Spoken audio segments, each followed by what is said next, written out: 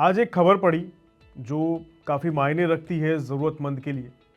खबर basically family pension और तलाकशुदा बेटी के राइट्स से जुड़ी हुई है। तो चलिए मैं इसे थोड़ा आसान भाषा में आपको समझाने की कोशिश करता हूँ कि आखिर मामला क्या है।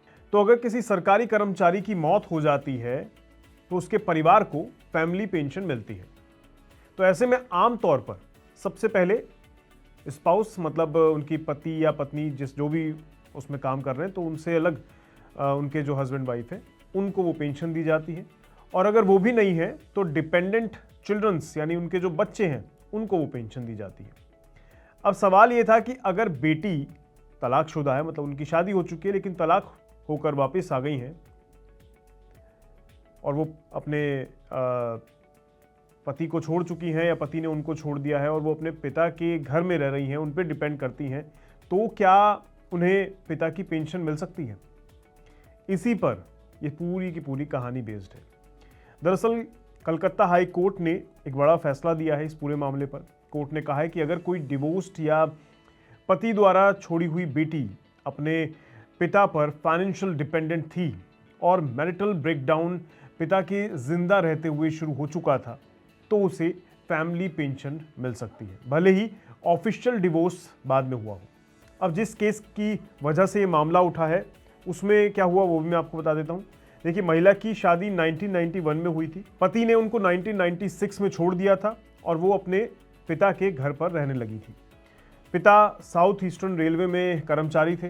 पिता की जो मृत्यु है वो 2013 में हो गई थी, लेकिन डिवोर्स फाइल उनका 2016 में फाइनल हुआ था। इस लिहाज से सरकारी जो अथॉरिटीज़ थी उन्होंने पेंशन देने से मना कर दिया क्योंकि डिवोर्स पिता की मौत के बाद फाइनल हुआ।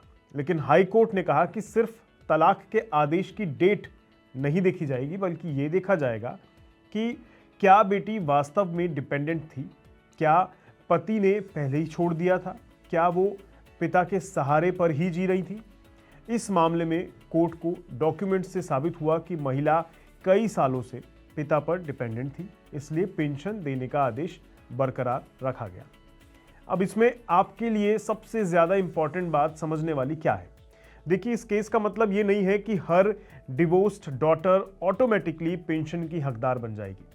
कोर्ट ने डिपेंडेंसी को सबसे बड़ा फैक्टर माना है, यानी जनरली ये चीज़ें देखी जा सकती हैं कि इनकम थी या नहीं थी उनकी, पिता के साथ रहती थी या नहीं रहती थी, हस्बैंड ने कब छोड़ा था उनको, कोई मेंटेनेंस मिल रहा था उन्हें या नहीं मिल रहा था, मैरिटल ब्रेकडाउन कब शुरू हुआ था। ये सारी चीज़ें नोटिस की जाएंगी, उसके बाद ही ऐसा कोई फैसला लिया जा सकता है। हालांकि हाल ही में त्रिपुरा हाई कोर्ट ने एक दूसरे केस में पेंशन डिनाई कर दी थी एसएससी मामले में, क्योंकि वहाँ डिवोर्स पिता की मौत के काफ़ी बाद हुआ और डिपेंडेंसी लीगली इस्टेब्लिश नहीं हो पाई। यानी अलग अलग केसेस में फैक्ट्स बहुत इंपॉर्टेंट रखते हैं। इस जजमेंट का बड़ा मतलब यह है कि कोर्ट अब सिर्फ टेक्निकल डेट्स नहीं देखेगा बल्कि ग्राउंड रियलिटी भी चेक करेगा।